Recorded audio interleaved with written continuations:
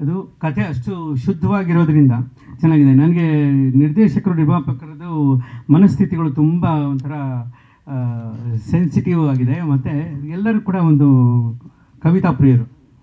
ಇದಕ್ಕೆ ಒಂದು ಚಿಕ್ಕ ಉದಾಹರಣೆ ಅಂದರೆ, ನಾನು ಫಸ್ಟ್ ಭೇಟಿ ಮಾಡಬೇಕಾದ್ರೆ ನಿರ್ದೇಶಕರು ಒಂದು ಒಳ್ಳೆ ರೇಷ್ಮೆ ಪಂಚೆ, ರೇಷ್ಮೆ ಶರ್ಟು, ತಾಂಬೂಲ ಗಂಬೂಲ ಎಲ್ಲ ಇಟ್ಕೊಂಡು, ಹಿಂದಿನ ಕಾಲದಲ್ಲಿ ಕವಿಗಳಿಗೆ, ಚಿತ್ರ ಸಾಹಿತಿಗಳಿಗೆ ಪ್ರತಿ ನಿರ್ಮಾಪಕರು ಆ ರೀತಿ ಗೌರವ ಕೊಡ್ತಿದ್ರಂತೆ. ಆ ರೀತಿ ಎಲ್ಲವನ್ನು ತೊಗೊಂಡು ನನ್ನ ಭೇಟಿ ಮಾಡೋಕ್ಕೆ ಬಂದರು. ನಾನಂದರೆ ಖಂಡಿತ ಈ ಸಿಲ್ಕ್, ಈ ರೇಷ್ಮೆ ಬೇಡ, ರೇಷ್ಮೆ ಅಷ್ಟು ನವಿರಾಗಿರೋ ಸಿಚುಯೇಷನ್ ಕೊಟ್ಟಿದ್ದೀರಾ, ನಾನು ಹಾಡು ಬರ್ದಿದ್ದೀನಿ, ಅವೆಲ್ಲ ಏನೂ ಬೇಡ ಅಂತೇಳಿ ಅದನ್ನು ನಿರಾಕರಿಸಿದೆ.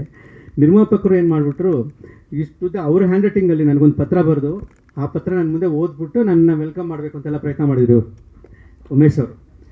ಸರಿ, ನಾನು ಅಂದ್ಕೊಂಡೆ ಎಷ್ಟು ಸೂಕ್ಷ್ಮವಾಗಿ ಯೋಚನೆ ಮಾಡ್ತೀರಾ, ಒಬ್ಬರನ್ನ ಗೌರವಿಸಬೇಕು, ಒಬ್ಬರನ್ನ ಅಭಿಮಾನಿಸಬೇಕು ಅನ್ನೋ ಒಂದು ಮನಸ್ಥಿತಿ ಈ ಹಂತದಿಂದಲೂ ನಿಮ್ಮ ಜೊತೆಗಿದೆ ಅಂದರೆ, ನಿಮ್ಮ ಹಿಂದೆ ಸಾರ್ ಹೇಳ್ದಂಗೆ ಅದು ಸಂಸ್ಕಾರನೇ ಕಾರಣ.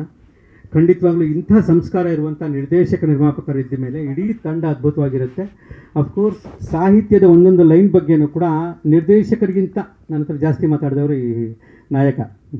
ಅಷ್ಟೊಂದು ಪ್ರೀತಿಯಿಂದ ಹಂಗಾಗಿ ತುಂಬ ಯಾವಾಗ ಒಂದು ಬರಹಕ್ಕೆ, ಒಂದು ಅಕ್ಷರಗಳಿಗೆ ಒಬ್ಬ ಮನಸ್ಸೋಲ್ತಾನೆ ಅಥವಾ ಗೌರವಿಸ್ತಾನೆ, ಆಟೋಮೆಟಿಕ್ಕಾಗಿ ಆ ಪ್ರಾಡಕ್ಟು ಚೆನ್ನಾಗಿ ಬರುತ್ತೆ ಅನ್ನೋ ನಂಬಿಕೆ.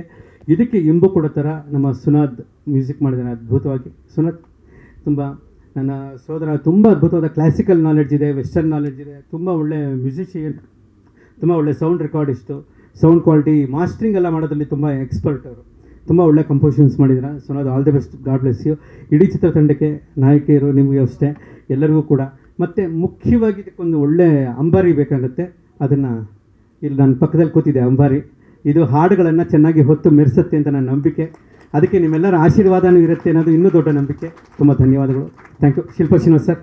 ಥ್ಯಾಂಕ್ ಯು ನಿಮಗೆ ಮತ್ತು ಎಲ್ಲರಿಗೂ ಸರ್. Thank you sir.